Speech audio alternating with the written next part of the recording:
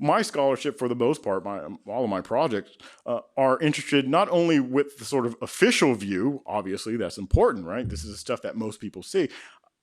My projects are interested in latent theology, right? Those theologies that are kind of behind the scenes. So, not what the high school teacher is saying to his or her students, but what the high school teacher is saying to other high school students in the faculty lounge, right? And you can imagine that things can be a little nasty, if you sort of follow them to their logical conclusion, right? Right.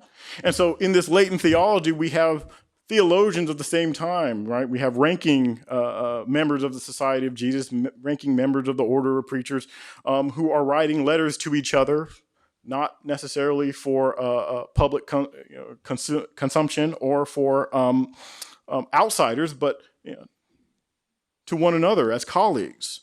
And they're writing things like, well, the African is closely linked to the devil.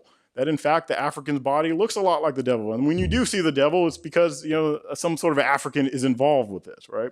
And remember, these people have, coming from the sort of imperial context, they have a notion of blood purity, right? That they believe that one's blood determines one's spiritual predisposition, right? So you have all this official stuff, which, by the way, isn't all that nice. And then you have this unofficial stuff being said by these ranking members of the church. And for the most part, nobody calls them on it. Nobody says, hey, this is a problematic statement. Well, because they all believe it, right? That this is a part and parcel